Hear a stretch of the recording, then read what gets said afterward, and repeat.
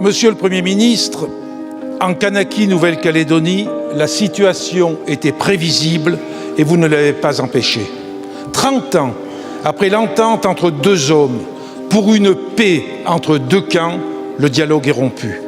L'État médiateur est devenu juge et partie, alors que la situation appelle de la part du gouvernement de la sagesse, de la tempérance, de la lucidité. Or, poursuivre l'examen du projet de loi constitutionnel de dégel du corps électoral, c'est choisir l'embrasement.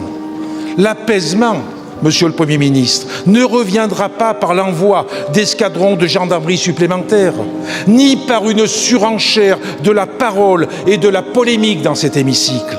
L'apaisement ne peut passer que par le retrait du projet de loi constitutionnel et par un groupe de contact qui irait sur place pour organiser le retour au dialogue. C'est la seule voie, Monsieur le Premier ministre, pour obtenir un accord global dans l'esprit des accords de Matignon et de Nouméa.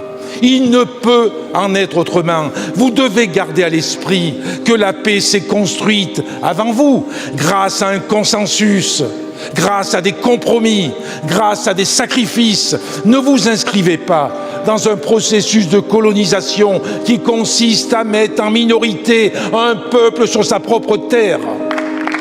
Monsieur le Premier ministre, je vous en conjure, soyez à la hauteur de ce moment historique.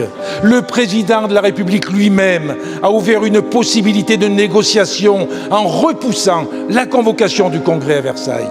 Comme nous, comme le Congrès de la Nouvelle-Calédonie, 3 anciens premiers ministres vous exhortent à sortir de l'impasse. Pour cela, Monsieur le Premier ministre, nous vous appelons solennellement à reprendre le dossier en main, à retirer le texte et à rétablir le dialogue pour un accord global.